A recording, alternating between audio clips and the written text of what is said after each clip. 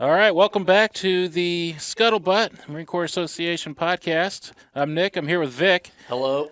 and we have an exciting part two of Justin LeHew today. But before we get to that, let's shoot the scuttlebutt a little bit. Yeah. Let's do a little.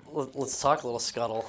All right, so I noticed in the news, Vic, that Australia's going nuclear. Yeah. Well, at least underwater nuclear, like Atlanteans or something. But yeah. So interestingly, we just made a cooperative agreement with Australia to sell them nuclear submarines. So they'll be the first non-nuclear country to have a nuclear capability in their submarines, and so I think it's a bold move. Obviously, it's rubbed a lot of people sort of the wrong way. Yeah. I know they didn't explicitly say that this shift was in response to a certain near-peer emerging threat, but they definitely took it that way, and so the Chinese aren't happy about this move. And then neither are the French, apparently, because the French had a contract for their standard diesel-powered it was submarines. 12 of them, I think. Something like that, Yeah. yeah. So the French aren't too happy with this either. Yeah. And not just regular diesel submarines. These are like the biggest ones in the world. Yeah. These are going to be some these are going to be some monsters. Yeah. But and please, for any Navy folks out there or submarine geeks, I'm going to just say right now, I don't know a ton about this, but just from what I've been reading, the nuclear powered subs can basically stay underwater nearly indefinitely. Forever, from what I Yeah. understand, because you generate your own oxygen in fresh water. So It's I mean, it's a floating it's an underwater city or Yeah. something. So I don't think that solves the hot racking issue, but that I think as far as powering mobility, and then I think there's got to be some sort of sonic benefit to it as well, because you don't have a bunch of engine parts clanging around or whatever, right? Like you would Yeah, with it's a a lot- standard combustion engine. mechanically more simple, I guess. Yeah. That makes sense to me. Yeah. Yeah, Run this silent, run show's deep. called Scuttlebutt, not Unpacking. Yeah. So we saw the headline, thought it was relevant, and it definitely helps, especially as we're looking at doing area denial, as we're looking at near-peer threats in a region, and as a near-peer or peer threat, as their tech emerges, it's just good practice for us to enable our allies in the region, vice trying to take it on solo style. And as China's surface fleet gets bigger and more advanced, equipping our allies in the region with submarines would, I think, is a strategic advantage for us and obviously for Australia. So, Yeah, and a stronger Australia gives us a stronger projection point into well, sure. I mean, if you look at World War II, Indian Ocean and- well, even yeah, if you go all the way back to yeah. World War II, I mean, the island hopping campaign was facilitated big time with our ability to reach back to Australia as a hub. I mean, we've got Darwin, we've got Perth, and so we've got a presence there already, and we've got a historic ally and a cooperation there. So it makes a lot of sense to do this thing, and then it seems like a Makes win sense to me. for the red, white, and blue. The only lose for me, though, is the UK's part of this thing, and the acronym for it is all over the board. It's like the US. We're in an thing. area Like, of we need to fix that. just ridiculous acronym proliferation. Yeah, it's So- getting out of control. Like, I don't know why. Like, there's got to be a better way. There's got to be a better way, yeah. Right? Like, And are they even acronyms at this point? I've had this debate with other people. Like, I thought an acronym was you take a bunch of words that make a word. yeah. This is alphabet soup. Yeah, we're just us, OK, USA, or I can't remember how. I've seen it like 3 different ways, and it's like, come on, guys. Yeah. What are we even talking about anymore? So if we're going to do billions of dollars in nuclear subs, we should be able to spend a few $1,000s on a PR campaign to figure out what we the actually right. call this thing. Yeah. So. Well, speaking of acronyms too, we're talking Force Design 2030 and Expeditionary Amphibious Basing. So again, facilitating a submarine capability that we don't have to source on our own is huge. Yeah. And then again, we're talking area denial and this sort of the eternal chess game. Getting into that. I know that you're not a big fan of this. The C5 ISRT aspect of Force Design Command. Another sweet acronym that control, I cannot keep track of. Communicate, computer, cyber, intelligence, surveillance, recon, targeting. Yeah, it's a mouthful. I mean, yeah.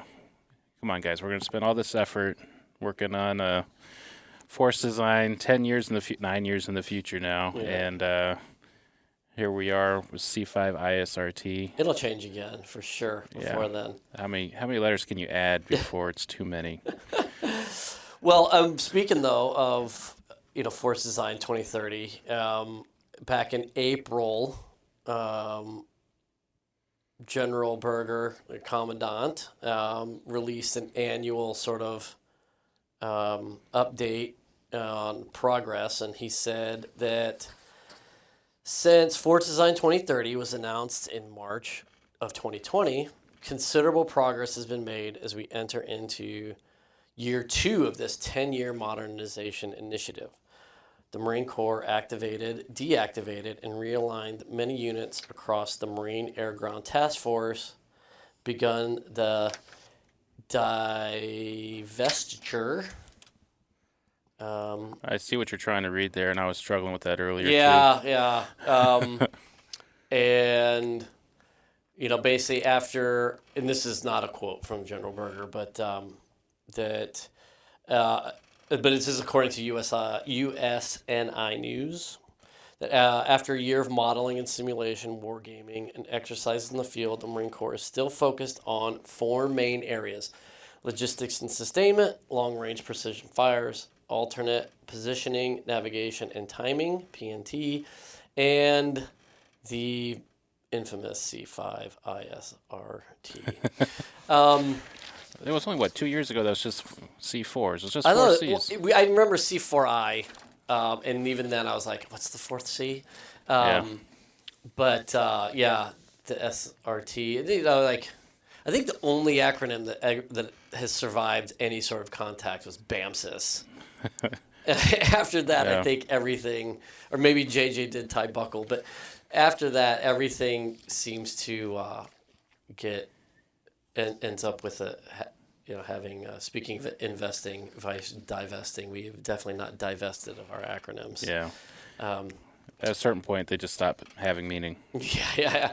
And so 2030, and this obviously, like I said, is scuttlebutt, not unpacking or deep diving.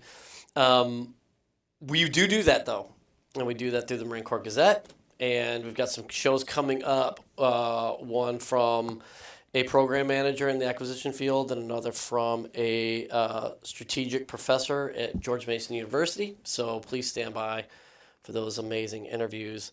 But for those, and again, I just want to caveat, this isn't going to be a deep dive into Force Design 2030, but for those who are interested in what it has to say, we're basically looking at some bullet points here of what the Commandant wants to accomplish.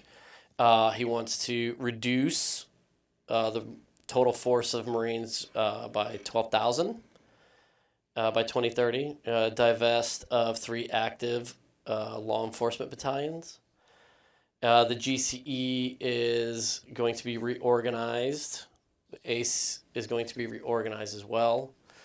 So basically divesting of 3 infantry battalions, investing in rocket artillery, divesting of tanks, highly controversial topic there, Divesting of 3 heavy helicopter squadrons, divesting of 3 medium lift tilt rotor squadrons, divesting of at least 2 light attack helicopter squadrons, investing in unmanned aerial systems, divesting of be still my heart. This is a shot to the gut, but divesting of 2 assault amphibian companies and reduction of AAV and ACV requirements. Ugh.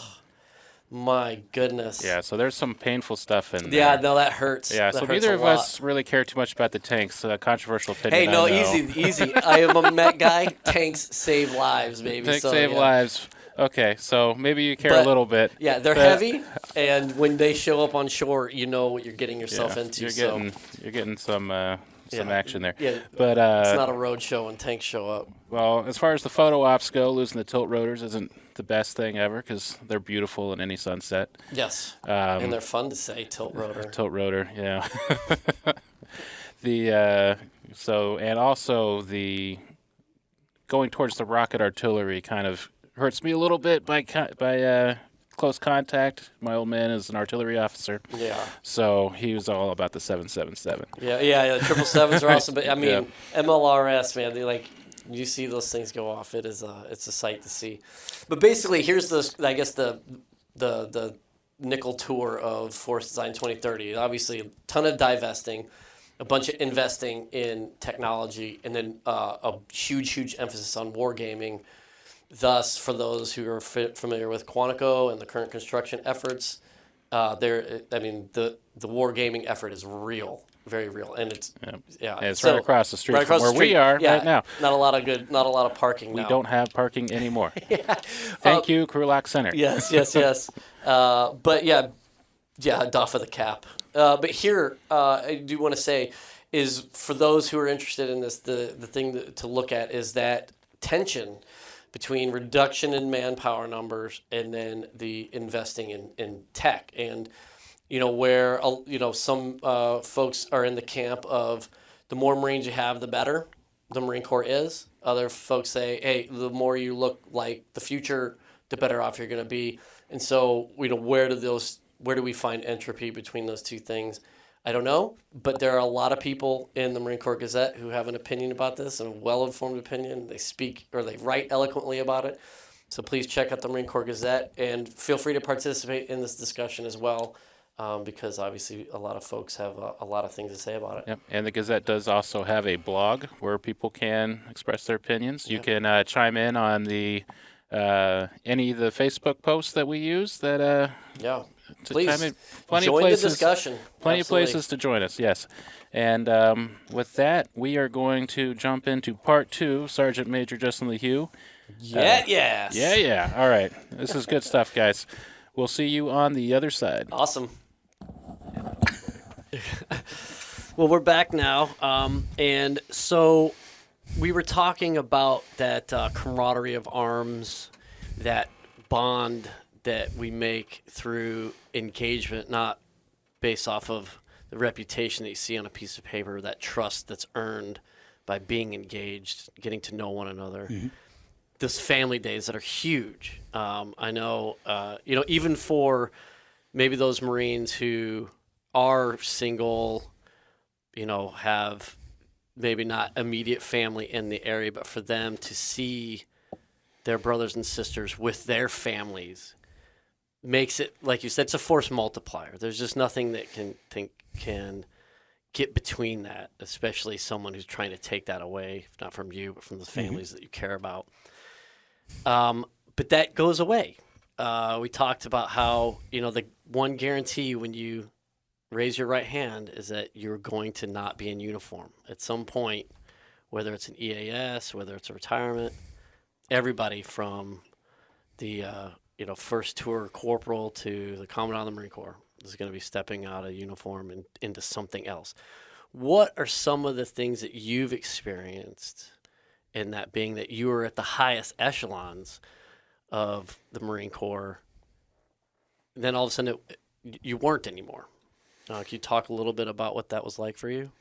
It's the transition you nailed on the head. Is everybody will eventually, one way or another, have to, if you've done things right, or unfortunately through death or some other things, your exit from the U.S. Marine Corps is not going to be the same.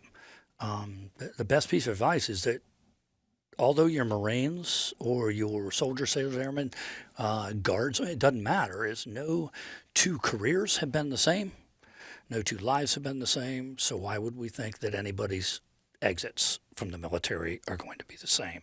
So we have transitional classes. We can prepare to things. I believe that that Marines are some of the best procrastinators I've ever seen in my life. They are. They're the most ferocious fighters I've had the pleasure of serving with. The self-imposed stress that people put on their own lives to either perform their daily functions, to do that is normally self-imposed. In a lot of ways of 85% of, I want to be better, I want to do this. It isn't that person told me I had to do this, this is not good enough. I'm going to refine. At the end of the careers, people don't have an exit plan. You find that in a lot of things, or they had waited too long. Mm-hmm. There are certain financial things that pigeonhole people's choices when they get out that are kind of right there in your face. Your balance sheet tells you a lot of, are you ready to retire? Are you not ready to retire? Are you ready to do this? Can you branch out on some of your hobbies and still not work an 8-hour day or something? So it gives you these choices when you get out that is here, which goes again is nobody can tell you what to do, is you've created that. Those are your opportunities and your choices that are there. But on the point that you made, I have never went into a situation, whether it's combat or anything else, without a plan. Meaning even the days you're in combat, the following day comes, there's still discussions in the previous day about either what happened that day and what's not going to happen tomorrow. There's some fine tweaking. There's some things that are here. There's a plan. Mm-hmm. There isn't just this happened today, everybody gets in the rack, let's wake up and deal with tomorrow when tomorrow comes. That does not work out well. You do find, I wouldn't say it's a lot, but you find a lot of people in their transition that have a hard time in their transition kind of were the people that applied the principle of, I've exhausted myself to the point of everything today, and I'll just deal with tomorrow when tomorrow comes. And you find out one is a father, one is a grandparent or anything else. I'm still not just responsible for me. I'm responsible so my family knows the plan here. It's here because, Dad, the family plan for all these years was every 3 years we'll pick up. You've got a new job. You've got this. There was an expectation again. Yep. As we talked about earlier, this is going to happen. It's a routine. The routine's over. Okay. Nobody, the thing I always love walking into a VFW or an American Legion, and it's always a great conversation to sit around with a bunch of old, out-of-shape men and women talking about what just happened on the news, and there's always somebody like, I'm going to go over to the base and ask them if they need any help. Yeah. You know what? You're like, cheers to you, buddy. Yeah. That's great. Yeah. I'll drive you over. We're going to have a great discussion with a Lance Corporal at the gate. Yeah. And they're going to say, thanks a lot for coming on over. We got this. Yeah. Okay? Yeah. And let's go back to the VFW or Mickey Fens or something, and we'll finish this conversation. It's great. But you also love those people that still have that fire, that say that I have skills, or I think I could be of use, or they don't just want to go down range to create destruction and all that. They're kind of like, even some of the people we call back, they're happy to come back to say, I'll come back and be a staff sergeant that stands at that gate to free that kid up to go do this. Right. And that's the beauty of these things. Purpose. Patriotic purpose, and also our third P here is plan. Mm-hmm. There's a plan with this, right? Because the plan of the guy sitting in the VFW going, I'm going to get recalled back and we're going to do this, that's not a good plan to have that you can apply. That's not on the teep. That's not on the teep. But I know this happened to this one guy that's exactly right, but that's not the plan to do that. I see a lot in the transition of Marines burning the candle at both ends. I did it myself. When the light is about to go out at the end of whether it's 4 years or 40 years, just like the light in our life at 80 and 90 years, Everybody you ever see and talk to that's lived that light's about to go out tells you how fast it all happened and how you can be prepared or whatever, but I can't believe how fast 81 years just went. Or I can't believe it's in a blink of an eye. I have 3 grandkids. I have this, right? The same thing happens once you're on that slide, the Marine Corps. And the earlier that you can plan for something at the bottom of that slide to slide into that was here, not only makes it better for your own personal transition, but really helps the people around you who are experiencing that as well that's going with you if you have a family. Yep. And even if you don't have a family, like you talked about earlier, everyone has a family. Everyone has somebody they care about that's going through a journey that is on that. And so what I saw, I would see people at the extreme in tears. I would see people that when I worked at the Training and Education Command, there was a lot of colonels in that command, always. There just is in the meat grinder that's daily haul across the street, it's churn the cheese and all here, right? I would see a lot of people, and that's where their careers were going to stop. They were pilots before, but they're not going back to them. They're not going here. They're at 31 years, 32 years that we're here. I would see people put in retirement requests that we would sign off. Up there, you'd have the sit down, officers would meet with the CG, anybody else, senior enlisted, and people would meet with me that is over here. I'd always have them still meet with the CG, because that's that family we talked about before. Everybody makes a difference. But what you would also see is then they would go to transition readiness, or then they'd start finding out how unprepared they were. And this is not going to change. So now your timeline is rapidly compressed. And in rapidly compressed timelines, the UDA decision cycle doesn't allow enough things to come into it for a lot of good choices. Sometimes a lot of people in transition have to make rapid choices then. And I have friends that are out there that are on their 11th, 12th, and 13th job. Every time I sign into LinkedIn or something, that person's got a different job that's over here. And I see the same trend. Here's the business suit. I'm happy to be part of this team that's over here. And then you're asking your buddy, like, hey, didn't I just see Dave working for that place 6 months ago? And then you reach out and talk to them. It's like, I just didn't feel right. There was something there that was missing, right? And I saw that over here because I would actually see some of those guys who had submitted for retirement actually come back and ask to pull that back. And it wasn't to pull it back because of there was this Uber project that someone needed to go from cradle to grave with, and they're the person that has all the knowledge. They wanted to pull it back because they were not prepared. They needed additional time. They needed to now, I need to be able to network. I need to be able to do this, but I only got 60 days left. I haven't been to medical. I haven't started any of that process to change that stuff over into the VA because we are very good at burning out our best people. They will, when unchecked, people always say, I'm going to work till 1630 or 1800 the day I get out of the Marine Corps, and then I don't want a ceremony or anything else. I just kind of want to go home that day. And to do that, you're going to find out a lot of that time it doesn't play out very good once you close that chapter that's on the outside. So we saw that in transition. My personal transition, I tell people, was easier because I knew what you had already said up front when I came in the Marine Corps 30 years ago, that this was not – I didn't get to stay at the party the whole time to leave when I want to leave. But you do have a choice in that. And I used to advise people the same things I advised in my own life. Don't ever stay at something one day too long. Yep. Okay? Don't ever stay at something to where other people have a decision in the trajectory of your life that you may not want that way when you still have a say in the trajectory of your life. And before I had left TCOM, I had sat some staff NCOs down. And I usually like to clear the air with some jokes, and you have everything else that was on there.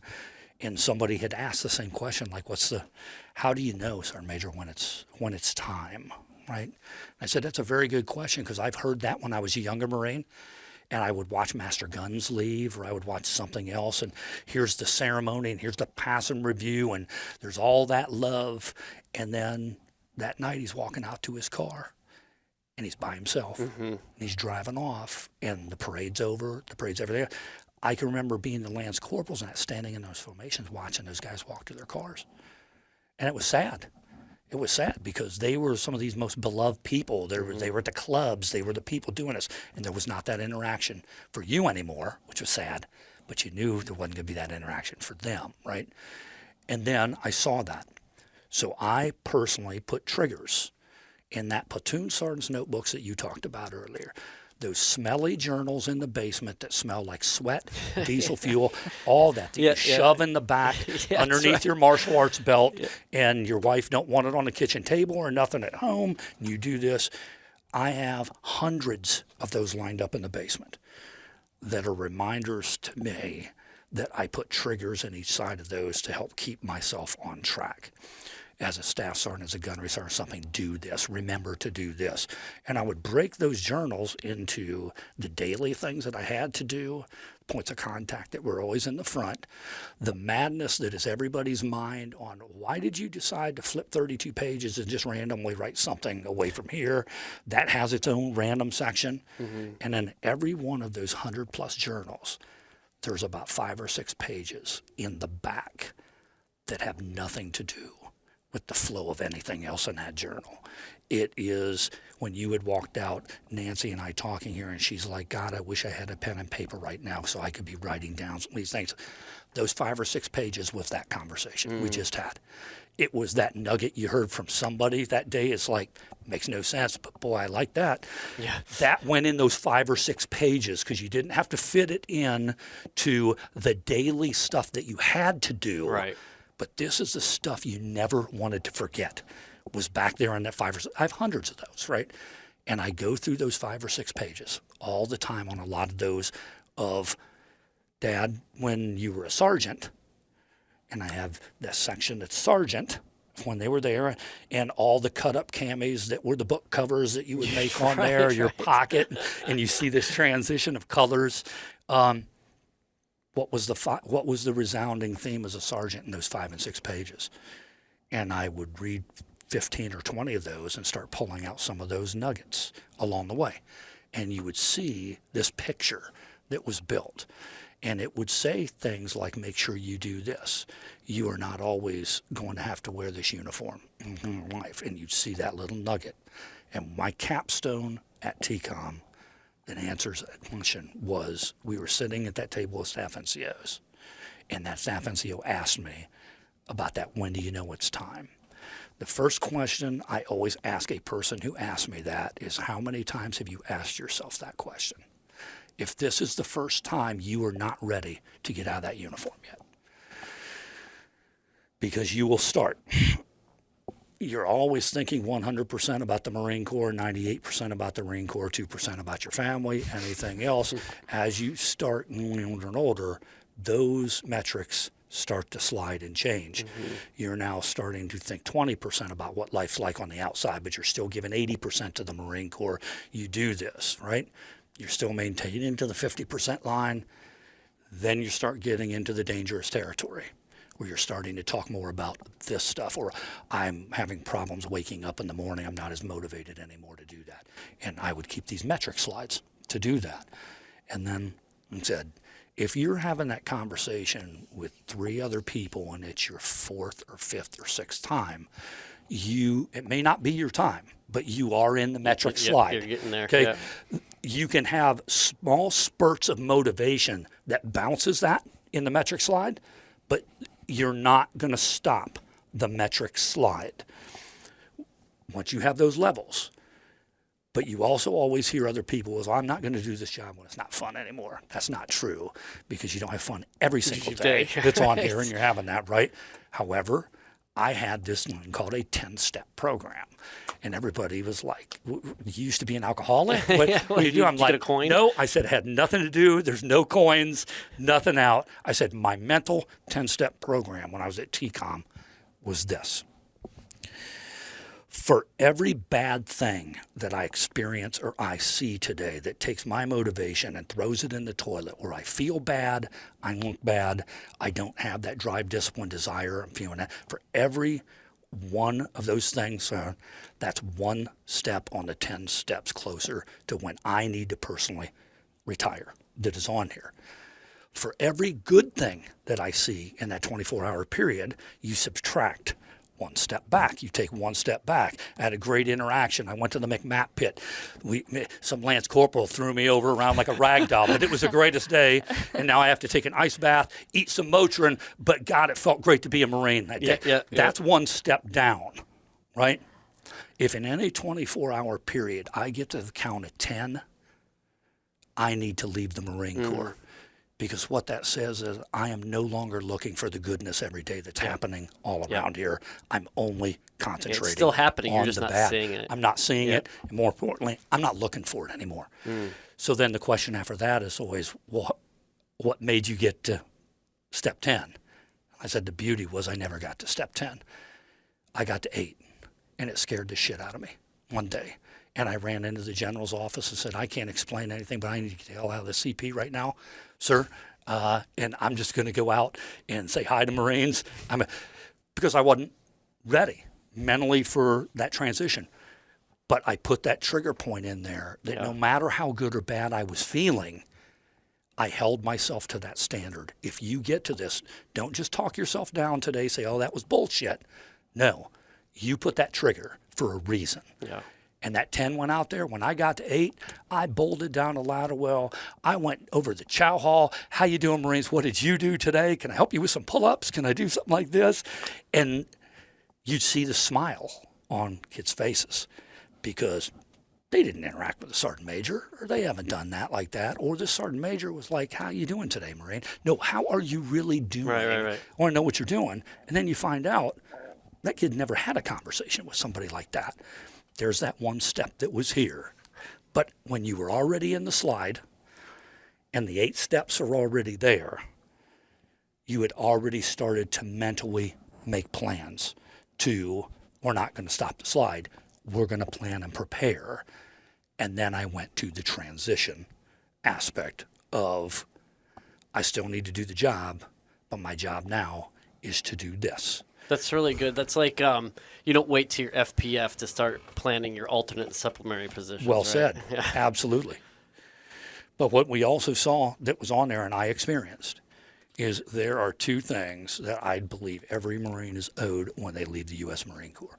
And a lot of people are like, well, Marines aren't owed anything, or I'm not owed anything for it. A federal and your regular resume that you have, whether you are 4 years in the Marine Corps or 30 years, no commander in the Marine Corps that sends a Marine to a transition class.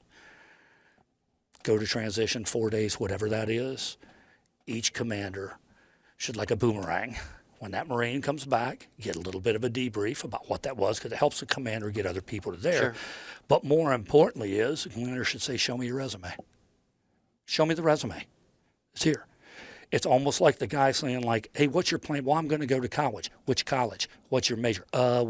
You have no plan. Okay? So let me help you along that line. Transition assistance classes, those resumes are the key to the entry gate that you have to provide. Even if you're networking that are out there, you normally have to provide references that call back, that are here. And you also have to say, let me see your resume. Your resume may not be what they hire you off of, but it's the wicket that they have to say. Everybody's going to ask for it. Everybody's going to ask for that, right? And I went to that class, and believe it or not, Sergeant Major LeHew, 30 years, plan, prepare everything, getting out of the thing. Thursday, walked out of an executive transition readiness seminar class with no resumes in my hand.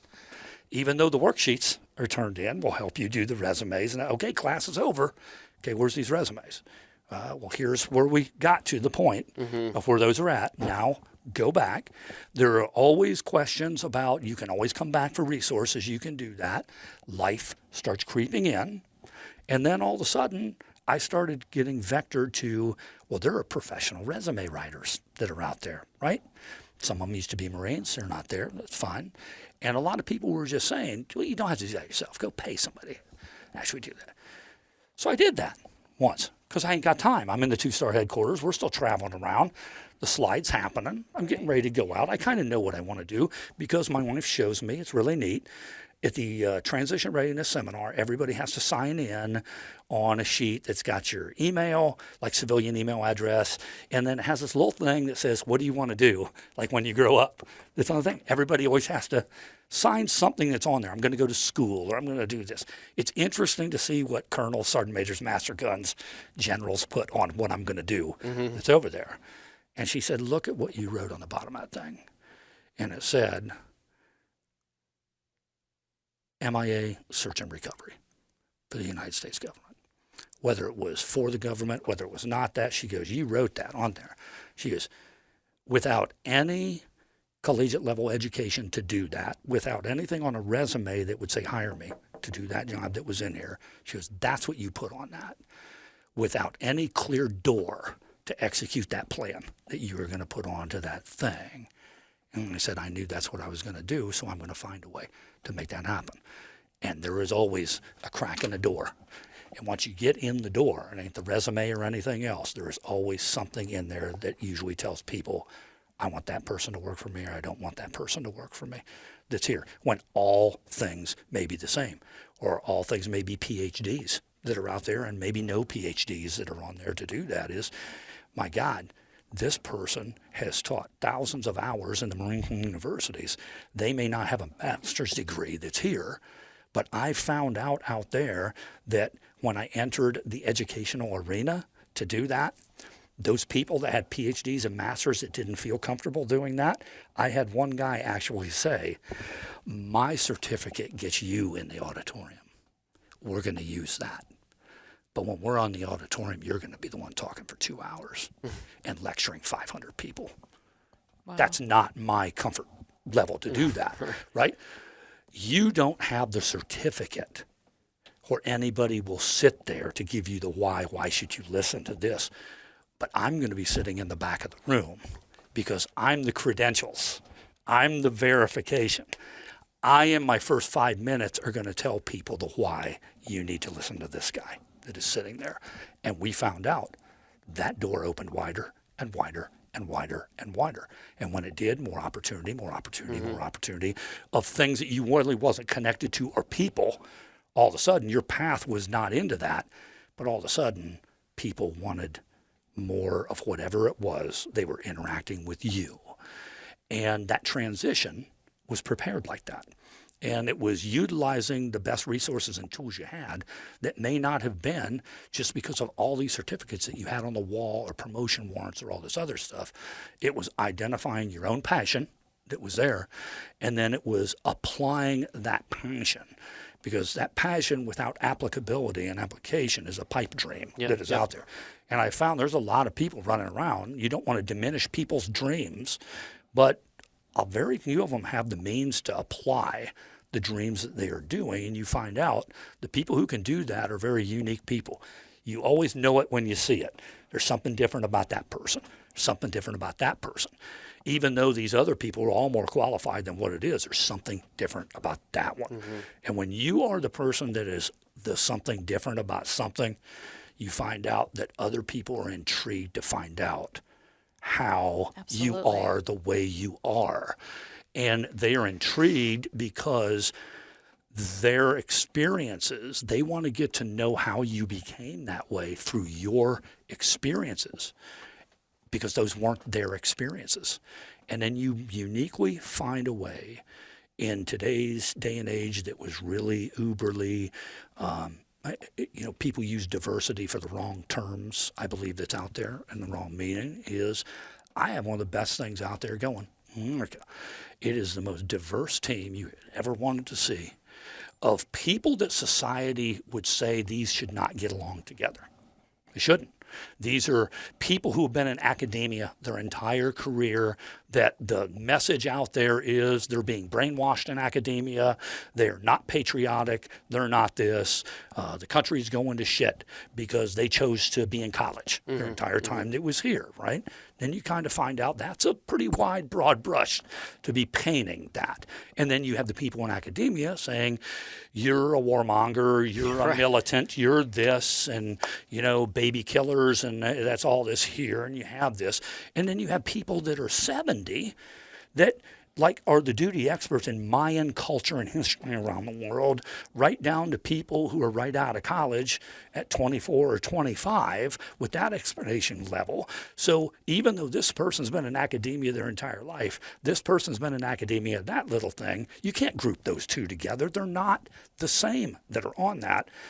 Yet we take every single thing of that, whether it's male, female, pathway that comes from there, utilize and bond a team that likes to work together, that appreciates each other for what each other brings to the team. And as a leader, you find out you have the tools because you have built teams all these years at the levels of hundreds and thousands. Like you said, at Sergeant Major, when you got out, you were at the level of where basically 90,000 U.S. Marines are coming through your schools or training pipelines or whatever at the Marine Corps, this command, and you're influencing this thing that's here. You're a top executive of a Fortune 5 company. The greatest thing was I never looked at myself as the top executive of a Fortune 500 company because I gave as much drive, discipline, desire, motivation, and passion in talking to one person as I did talking to 10,000 people that was out there. So if I would show up and just say that, Sergeant Major LeHew's coming to talk to staff NCOs and officers, whatever, get him out on Dewey Square. He's going to talk about this for 30 minutes, and, 5 people show up. They're here. I had friends over there that would not talk to people like that. Be like, well, where's the other 500 people? Right. Supposed to be, you go get there. I'm saying, well, these 5 people chose to show up today. I have a 30-minute block of time that's here. These 5 people are going to get a pretty good conversation today that is on that. They're going to walk away with that because you've impacted that one life. A lot of time it isn't about the major message. It's about maybe that's the person that day that needed the message that you actually had to give. And even though you do this routinely and this is secondhand to you, it's everything else, whatever they showed up to hear that day may change that person's life more than your life. It may, and you don't know what that is because you don't know them, but this is what they took away from that. So planting that seed again. It is planting that seed. Those little nuggets, like you were saying earlier, written down in the back of your book. Bingo. And the Marine Corps, I can thank for that. I can thank that all the way back to my parents, my teachers. I can do that. The Marines enhanced all that through. When I was a corporal, they made me act like a sergeant. When I was a sergeant, I needed to be a staff sergeant. There was always something there. Sometimes when I was a sergeant major, I was the lieutenant colonel. There was expectations. At one time when we were really going heavy into the fight, and I was at 1st Recon Battalion, we had very minimal officers that were in the battalion, a battalion that had a lot of leadership stripped away because at the time the Marine Corps was trying to build MARSOC, and they have to take it from the reconnaissance community to start doing that.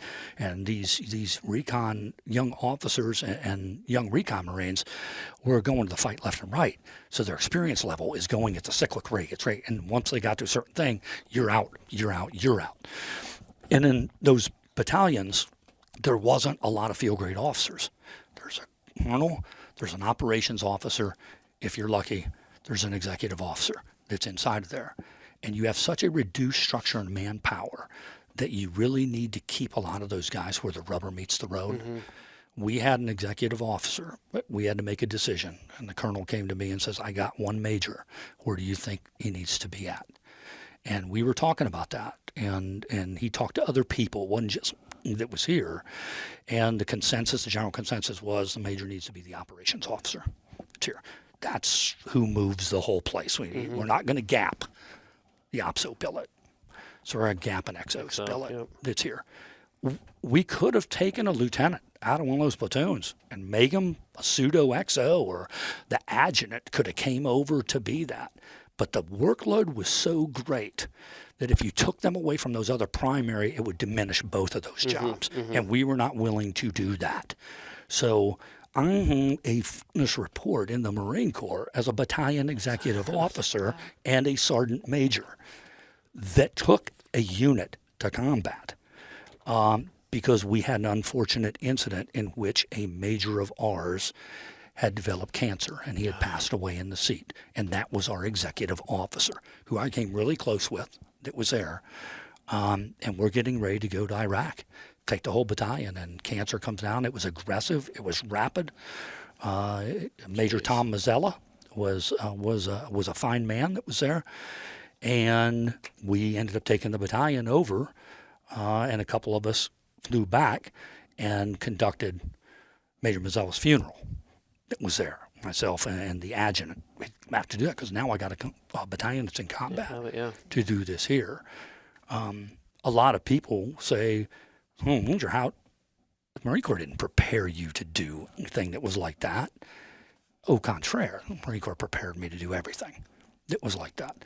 And that trust tactics level we talk about, and everything that we talk about the situation dictates is you don't wish for something that you could have.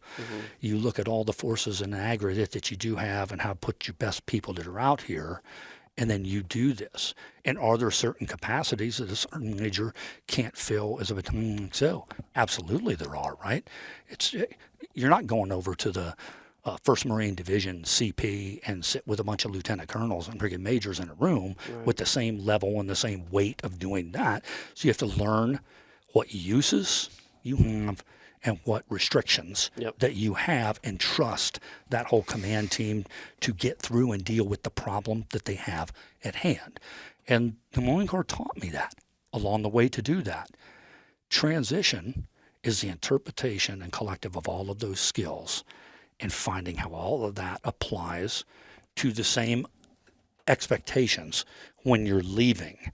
And if you open yourself up and you're not the king of the hill, or as you had said, Sergeant Major, when you're the top dog at TCOM up there, I didn't expect to ever be the top dog when I walked out of the Marine Corps.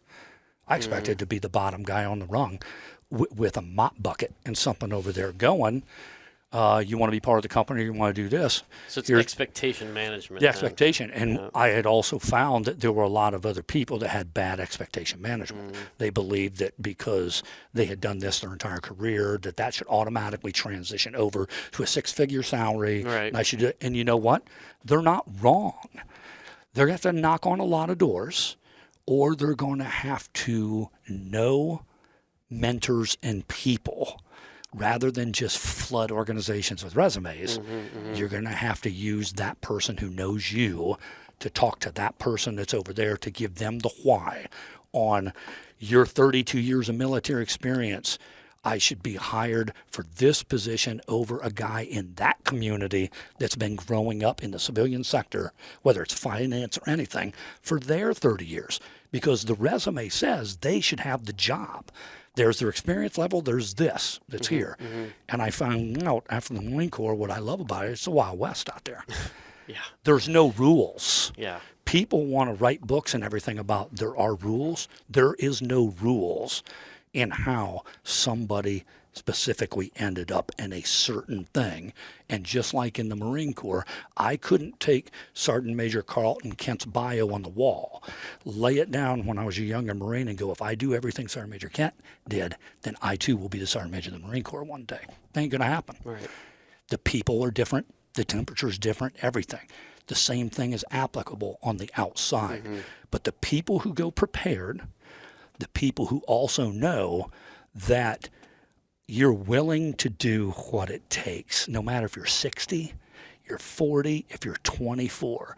If you're willing to get on the inside to start doing the work, the old movie Secret of My Success with Michael J. Fox. If you're willing to be Brantley in the mail room, right? Of the past, If you're willing to be Brantley, once you get on the inside and you are you it gives people the opportunity to know something about you that was not on that paper. Those intangibles you Yeah. talked And then about all of a earlier. sudden, you may have applied for this job or something like that. They're like, can I talk to you about this other job that's over here?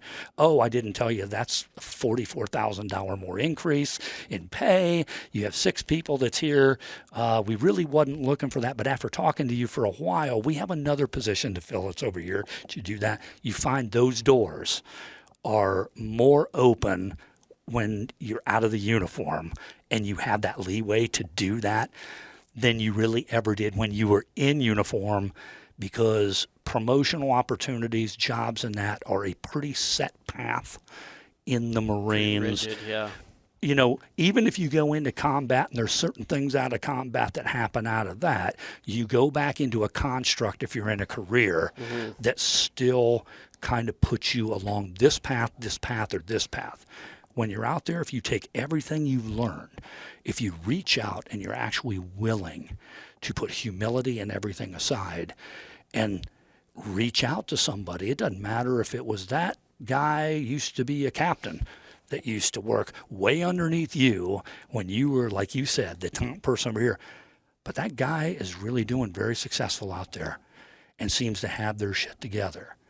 If you're willing to say, you know, that guy used to work for me.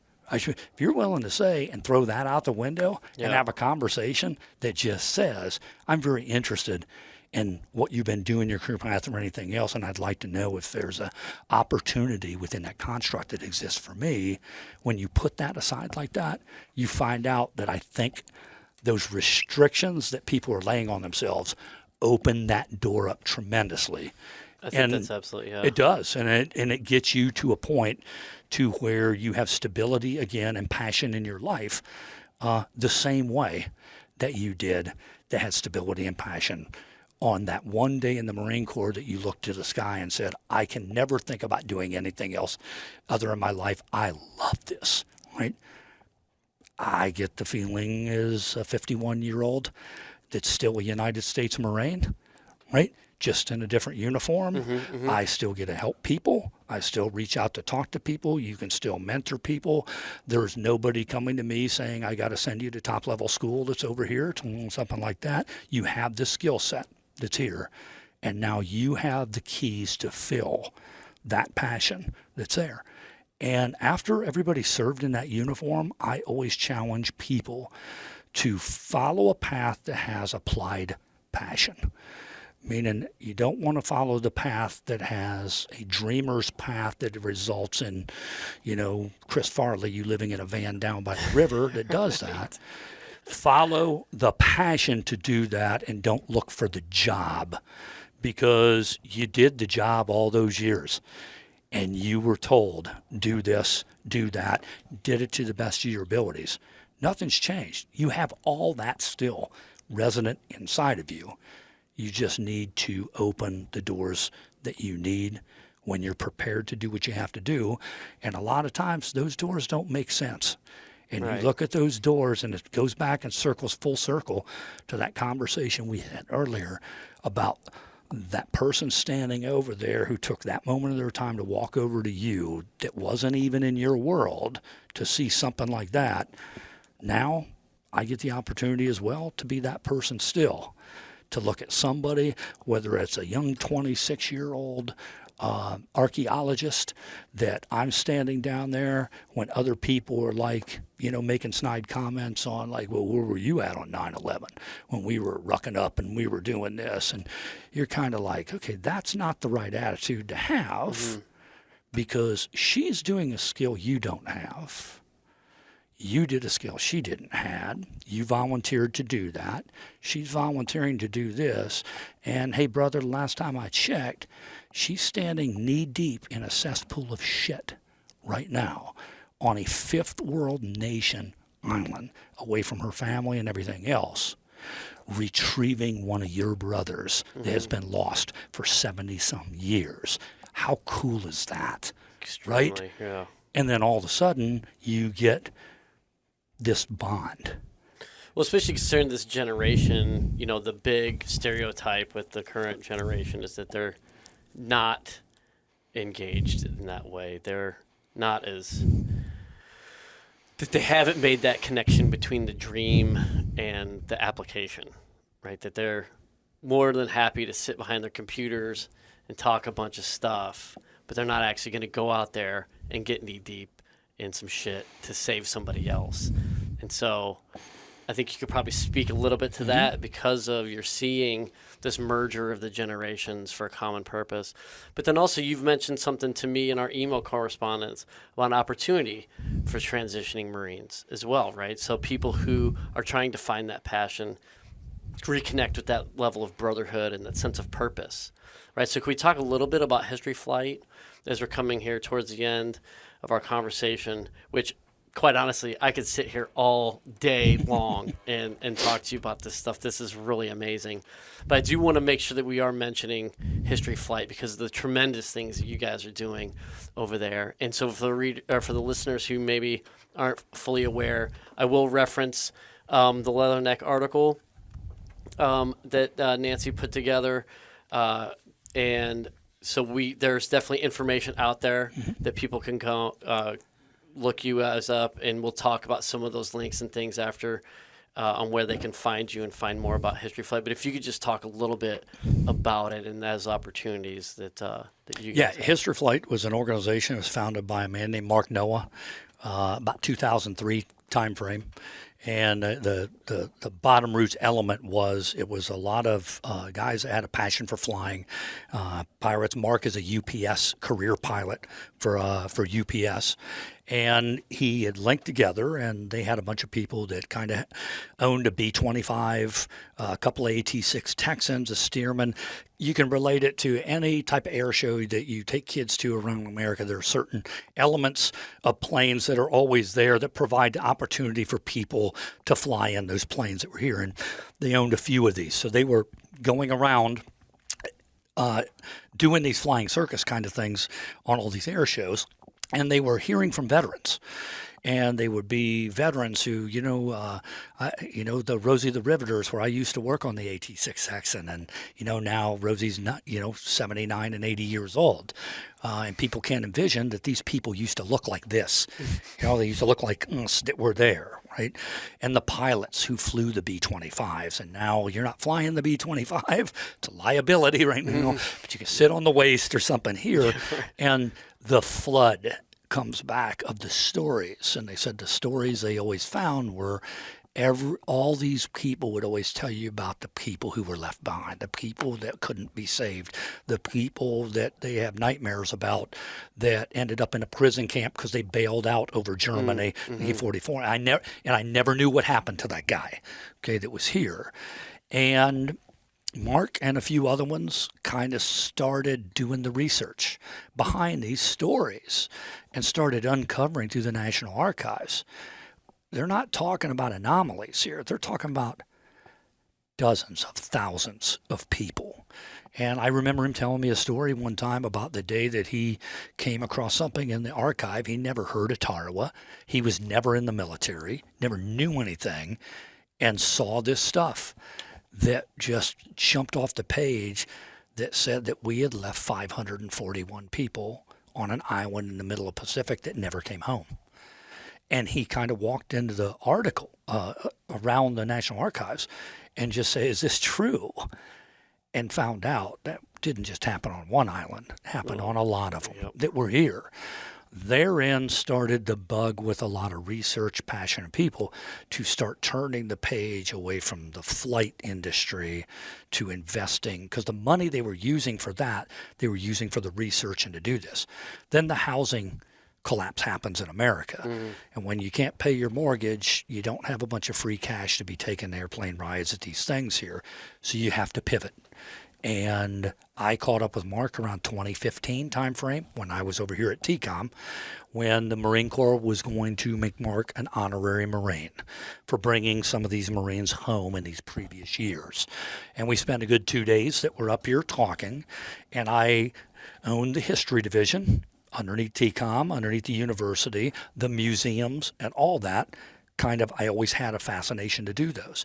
But over the years, I always helped people connect the files all the way back from a corporal and a sergeant being widely read and taking that upon yourself to do that, you knew the stories and knew how to call the right people to connect the information files on casualty cards, or let's check on this individual over here. And that's where that passion to do this line of work came from.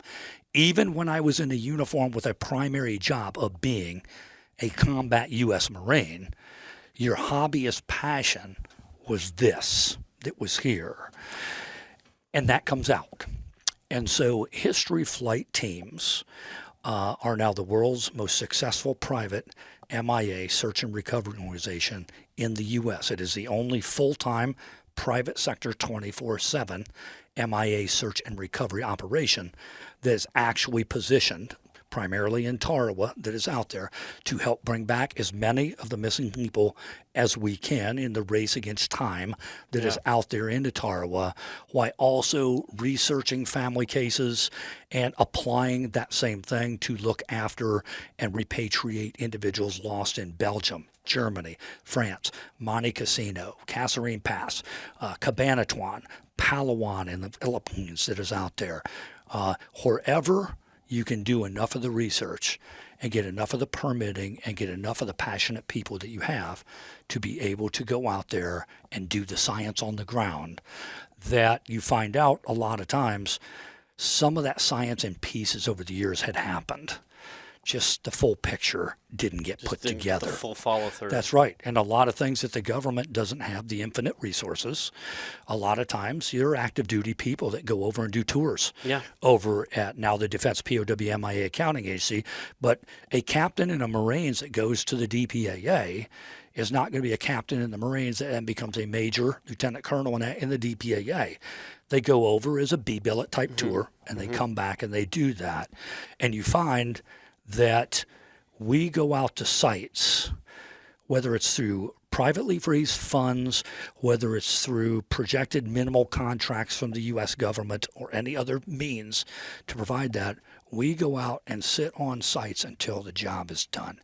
Not 2 weeks, not here, until the full exploitation of that site gives you the scientific methodology and everything to say that when you walk off that site, I feel a responsibility, not to just the families, right? Because when one of my teams walks off that site, who knows if anybody's ever going to go back there again. Right. And some of these people, that may be their last hope to do that. But it also gives the government a good stewardship of whatever it is that's here, because they also know there is a good expectation when we walk off that site. We're also telling the United States government that there is nothing in this. There has been buffers dug. It's done here. There is nothing that's here, because the end result is there are also other families waiting for their turn to come up. And you just can't keep pumping money into empty holes around the world. And you find out for a lot of years, sometimes people did do that. And it's sad, but I don't blame people, because that wasn't me. Yeah, there's not a ton of awareness. I don't know what was happening at that time. All I can be responsible for is this time in 2021, as the situation on the ground dictates, or that, and applying the people that we talked about earlier with that diverse team across, and you send them out there with not just this micromanagement overview, is this the trust in their abilities to say that this is a young osteologist that is here. And when that girl looks down into something, they can give you a good reference of when that burial site happened. They can give you a great reference. One of the greatest things I had ever seen in my life, and I was just geeking like a geek about this, right, is watching them lovingly bring out every bone out of the ground of one of your brothers, whether that's a rifleman from 1943, 44, an aircrew pilot. That is a person that said, send me. I will go do this, right? And watch them painstakingly, not rush through nothing, painstaking and loving, as if that was their own son or daughter. Pedestal them up, raise them, move them to an examination table, and then sat on a screen one day and watched a pile of bones that was just like this in a jar. Like it was Steve Austin in The $6 Million Man. Watch that girl stitch a hand together. Jeez. On a display thing, right to every phalange. Also, the mixture of bones, because the individual was laying next to another one. Oh, jeez. So you're kind of sitting here like, watch them go. That's not his tip of his right finger. That's the tip of him on his right finger. Because if you look at where the bones fracture and they come together, that's right here, and you look at the age and the thing that's here, it lays into where bone number 3 is at. That's over here. And watch them, and you look down, and you just go, my God, that is a U.S. Marine rifleman that was killed on 20 November of 1943. It's not just a pile of something. That is some mother's son's hand right here that was holding a rifle or holding a Bible or holding anything at that Next point in to time. his brother. It who really went down is. Together. Right?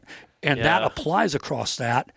And where that one's going with what you had said is I had found that whether you have a uniform or not, that is very therapeutic to a veteran to be able to continue to do that line of duty for the government, for your own humanity that is here. And I also found out it's very cathartic because some of us had the unpleasant experience in our life of putting on one of our highest level uniforms and getting dressed in a mirror and having our buddies straighten everything else because we're going to get into a car with a chaplain and we're going to drive to somebody's house and tell them their son's not coming home. Yeah. And that's the worst little trip. I mean, nobody's talking in there. You're just going up, take a deep breath, open the car doors up. Here's the family that's there. There's a great book that's out there that has Travis Mannion's sister and Brendan Looney's wife that were both killed, Naval Academy graduates, called The Knock on the Door. And it basically was their family experience on what it was like to be on the other side of the door when somebody knocked and said, my brother's not coming home. That was on that. And that I found there was no reason in that ETRS seminar transitioning out that somebody like me should have put MIA search and recovery on the bottom of that because the skill sets and everything of the career pathway did not point to where that was at. But that's what I put. And sometimes ours is not the reason why, right? I believe there is. If you believe, I believe there's a higher power, a higher hand a lot of time that puts people in paths in life and intersects with other people. And I had found, whether it's the young ladies I'm talking about who are also the gentlemen that are out there doing that. I have some of the greatest scientists in the world that are these guys that are from Ireland, from Spain, from everywhere else, that they're working on returning American soldiers, sailors, and airmen with the same passion as if that was their own kid. And everything in the world says they shouldn't be like that. They should worry about their own thing, right? But they're not doing that. You lash them together. And I found that if you can provide opportunities as well, instead of just taking, and these are all great too because they provide an outlet. There are numerous opportunities out there to provide people an opportunity to get together with their buddies on whether it's a reunion for a short period of time to do that, or whether it's to take them hunting, or whether it's to take them on a fishing trip that does that. And those are cathartic as well. Fabulous. It gives them 2 or 3 days or gives them something of a buddies that were here. Right. But those normally are not giving them something for their lifetime that is filling somewhat of a void, a larger void that they are looking for. It's the reason that some of them are on their 11th, 12th, 13th job. There's something that there's not fulfilling on that. But there's something on this line that is over here that has everybody's jaw hit the deck when they hear about. There's people out there doing this, and those veterans, I took the organization from about 20% and 15% veterans to flip that up and started bringing more veterans in to do that, even though they're not the archaeologists. They're team leaders. They're the EOD specialists. They fit in the puzzle. And every single one of them that you can take out on a 2-week excursion or you can take out to something here, you find that there is this factor when they get there that you can just see it on their face. The heavy and the weight of what is happening, and also what it is that they gave a good portion of their lives for, they want to be a part of that. And you had to find a vehicle to do that, because once they enter that arena, they want to stay in that arena. Mm-hmm. The hardest thing in this line of work to do that, as we discussed before, is there is not a pathway in this. This is hopefully what I believe. I would like to think 80 years from now, when we're all gone, I would like to understand that there are still people with this passion that are doing this work, because this is only going to make a dent over the next 80 years. Sure. There's still going to be missing people. Like you said, they're all over the And Pacific. as warfare comes, there will be more. This is a Absolutely. business where there's going to be more. DNA is great now. There's a good thing, dead or alive. You're coming home. We wasn't burying people in Iraq and Afghanistan to do that, right? You would like to believe that it's not those things we talked about earlier that are the bolt-on things. You want to make sure that people have that investment in the human element for humanity to continue, because this kind of mission is all that's still right and good about the United States of America today. When other nations look at the United States, that we are willing to travel to the ends of the earth, and there are people willing to go put their lives on the line and that to bring home their lost, gone brother, that tells you a lot about a culture on who those people are. And you guys are doing that. I definitely want to foot stomp this point. You guys are bringing them home. You're not just pulling them out of the ground and identifying them. You're bringing them home to the point where you're actually doing funeral ceremonies. I'm coming correct? home, and what I instituted over here is every individual that is identified, and after the family is notified through the casualty offices of the Marine Corps and everything else, every individual, we have one next week, Captain Walker, that was leading his Marines in 2nd Battalion, 2nd Marines, that was repatriated off of Tarawa into the Punch Bowl of the Cemetery of the Pacific, and there's been remains that's been moved all over the place, and through assistance with research and a few other things, Captain Walker's finally coming home to Tennessee on the 4th. And then after that is a young man named PFC Hancock in San Antonio, Texas on August 4th. 1st Battalion, 6th Marines fought against a Japanese banzai attack on the evening of the 22nd that was out there with a lot of his individual fellow men, fought to the death that is on that. And he is coming home. And for every one of those things are still all that's still right and good. Because from the time that that individual leaves a lab in Hawaii or wherever, the same things that you see as if an active duty Marine perished in the line of duty last night still happens today. A Marine rank equivalent or someone in dress blues will escort that body from when they put them on a plane to the transfer points in America. You will see the planes come in, and you will see the fire trucks shoot the water over the planes, whether it's Dallas, Fort Worth. Once again, everything that if you tune into certain, or just only you get your news from one news station, you do that, whatever that is, right? I tend to listen to about, I tend to listen to about 13 or 14 other in little increments, right, to get that. But there are people that would like you to believe that America doesn't exist anymore. That America does exist. It's out there. It exists. More of that America should be exposed to the average American to tell them what the root of this country is, why we do what we do. So to be the COO, bucket hauler, you can name it, for an organization that still has a root ethos of dead or alive, you're coming home. Everything that was promised to me as a young Marine that says the force multiplier we talked about, that force multiplier that says, why should I fight harder today when I've only got 5 rounds of ammunition or 6? It's Jimmy Howard in 1966 saying, I'm not giving up this fucking hill that's here. And everything, I only got 18 troopers and we're going to get overrun. I'm not losing this hill. Well, Sergeant Howard, we only got this limited amount of ammunition. We'll throw rocks at them then, dog. That is what keeps the wolf at bay. Because the more that you expose people to those stories through the context of history, it deters anyone outside the United States from wanting to come and kill our families or anybody else here.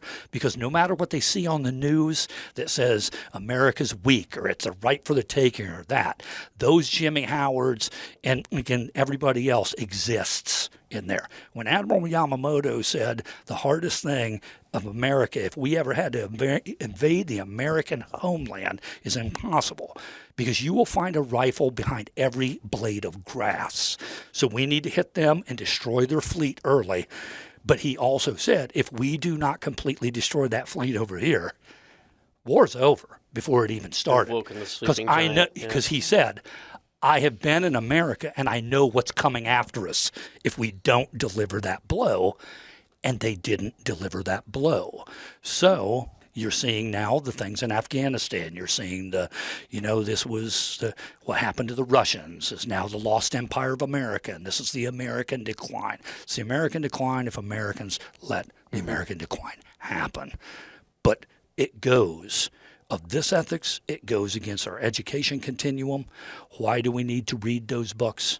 Why is it that Marines need to learn what soldiers did at the Little Bighorn? Well, why should I do that? It's not a U.S. Marine. Because we don't have carte blanche and the blanket on all the great ideas.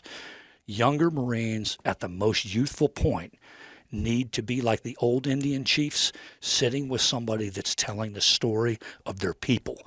Because the story of their people is what fills in the blank in 1966 on Howard's Hill. Right. It's what fills that void of we don't have the tools and the resources to defeat these guys, but we have the men to do that.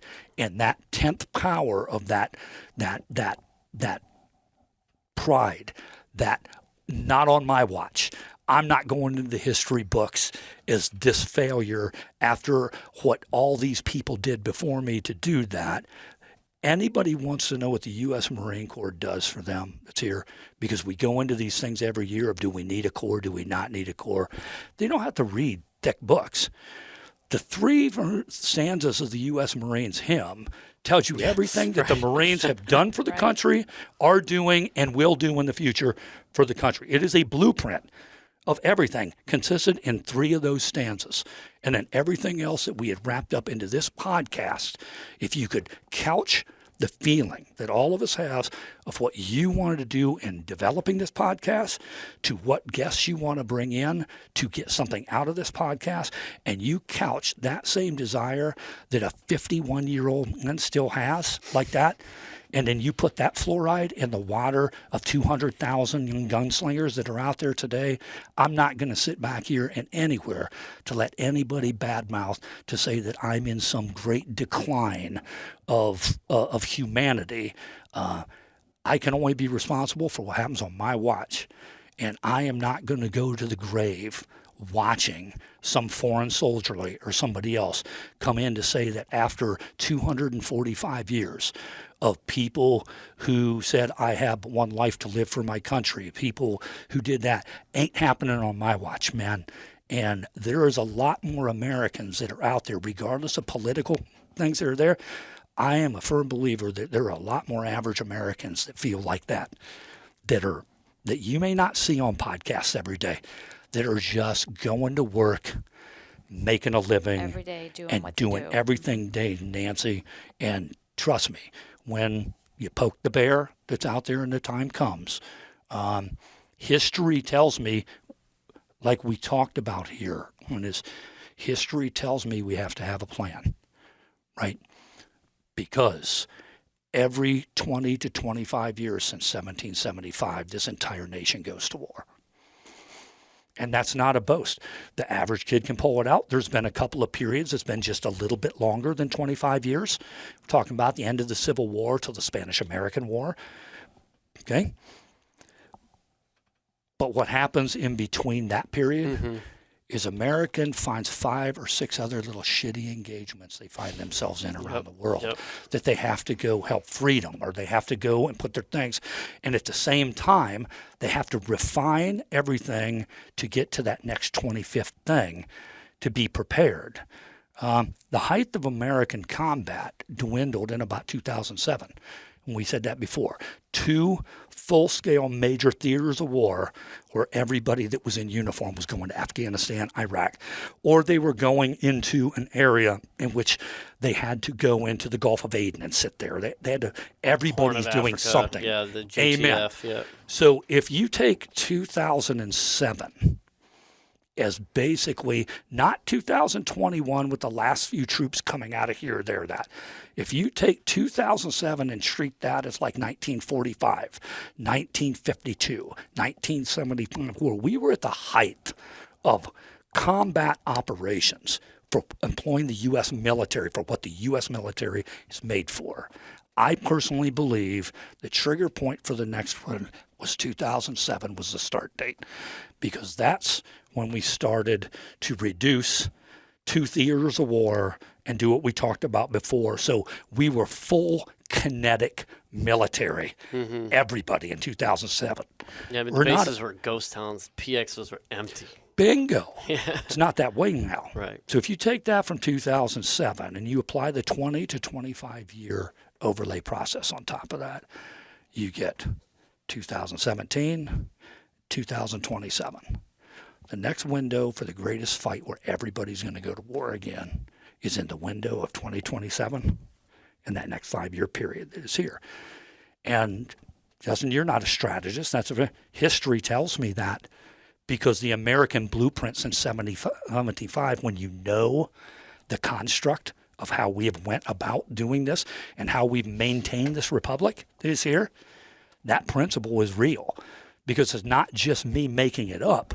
It's you can lay out the battle history from 1775 to 2021, and you can find that 25-year period that basically says from Mexico to large scale engagements, War of 1812, Revolutionary War, Mexico, Civil War, Spanish-American, World War I, World War II, Korea, Vietnam. In between there, the Haitis, the Dominican Republics, the Panamas, the Grenadas, all of this. That blueprint is reality.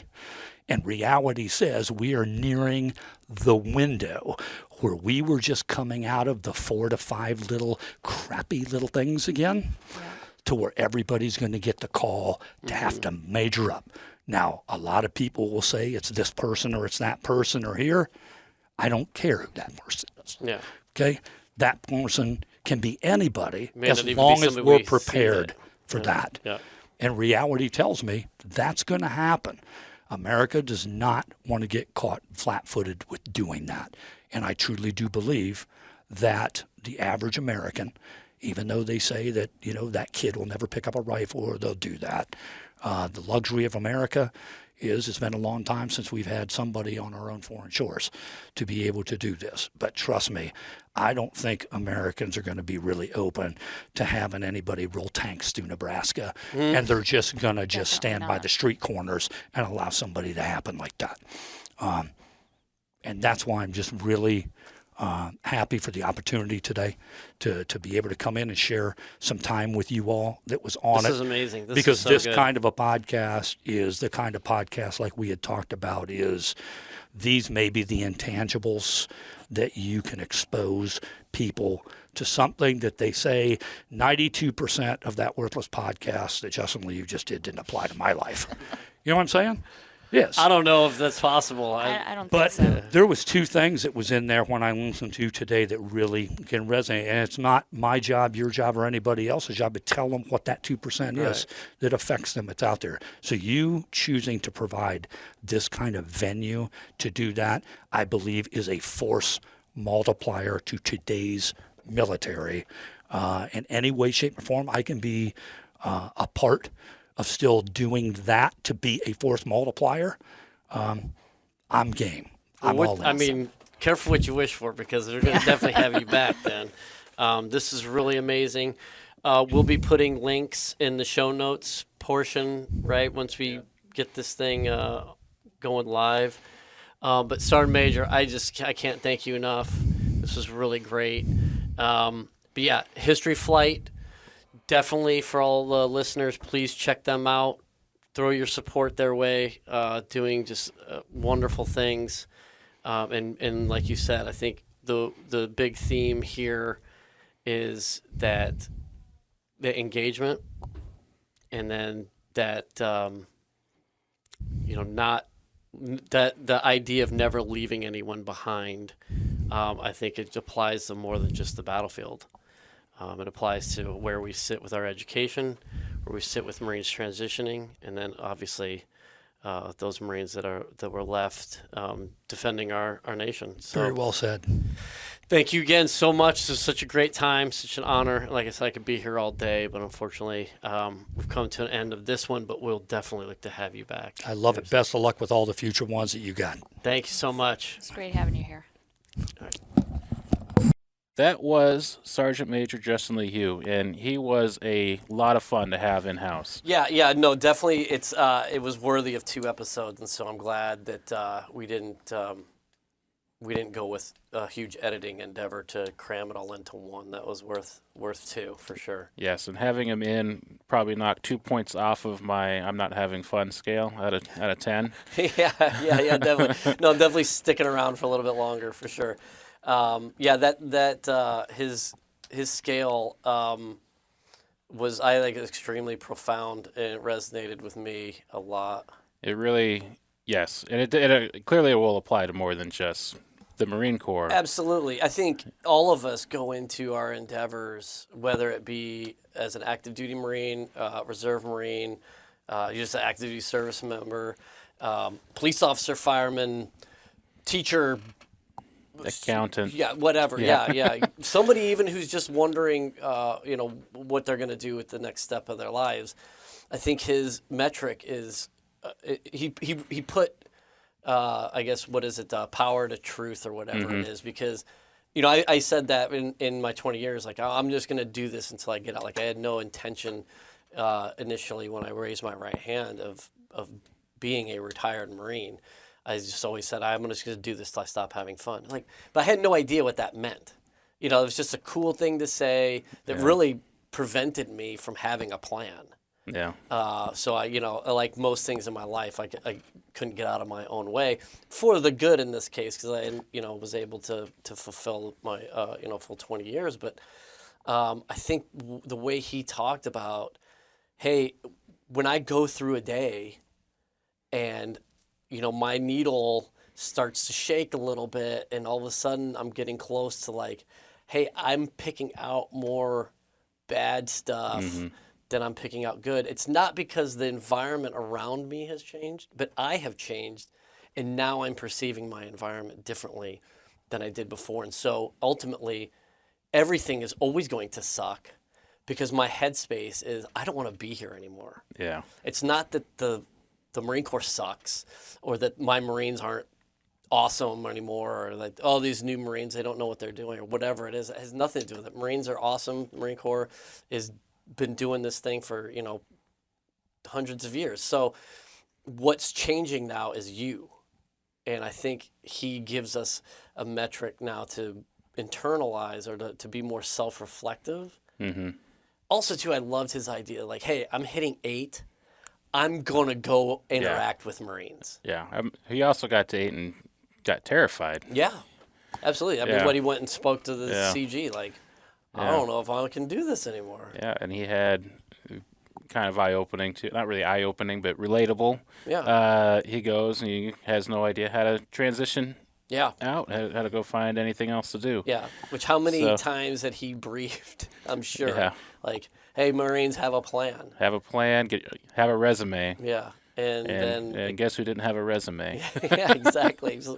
And that's how it goes. I mean, I totally can empathize and sympathize with that, because, yeah, it happens.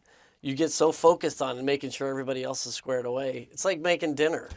It's like you're so busy making food for everybody else, and when it comes time for you to eat, you're like, shit, I guess I'll just have a sandwich. Yeah. Yeah, but he transitioned into a very very noble cause, history flight. I can't. He latched onto that, and he's put his effort behind those guys out of Fredericksburg here. Sounds like it was a mutual latching. Yeah. That he was the perfect fit for them, and they were the perfect fit for him. But I mean, just an amazing cause. So yeah, for all of you folks that are wondering if you can replicate your passion for the Corps outside of the Corps, the answer is an emphatic yes, you can. You just need to do things like listen to this podcast. Yeah, absolutely. And talk to folks. And yeah, it's not going to fall in your lap necessarily. But yeah, don't also feel like because I'm getting out of uniform that I'm not going to have the same level of fellowship or that my future career is going to be any less fulfilling than it is now. It can be, and then some. And you touch on that a little bit with our next guest, Mr. Miles Vining. Yeah. Well, we touch on a lot of things. That's going to be a good one next. Yeah, he's an amazing character.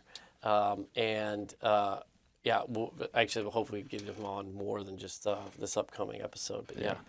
And yeah, I'm really looking forward to that one. So a little sneak peek there. But yeah, if you want to learn more about History Flight, they're at historyflight.com. You can throw some support their way.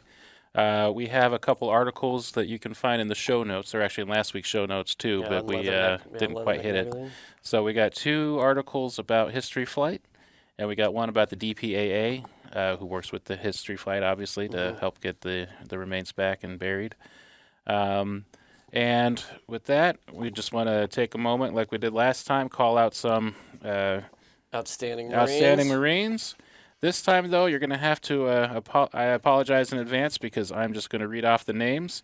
If you want to learn more about these award winners, we have their full information up at mca-marines.org/info-awards, because this is for the Information Awards Dinner, and there are a lot of winners.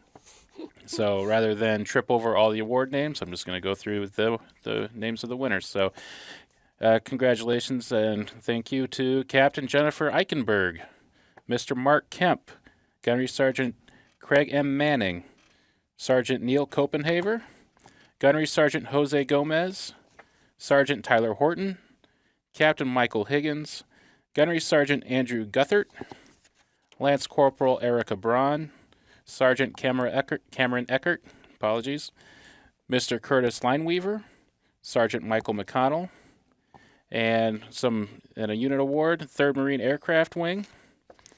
Back to individuals, Captain James Brooks, Mr. Eric Shaner, Gunnery Sergeant Joseph Bates, and another 2 unit awards, Marine Wing Communication Squadron 18, Marine Corps Information Operations Center, and finally, Mr. Joseph Garaci.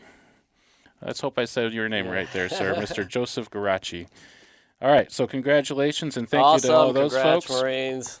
We'll keep bringing you those names as they come up. And if you would like to attend an event or support any of the Marines, check us out at mca-marine/events. And we will see you next week with Miles Vining.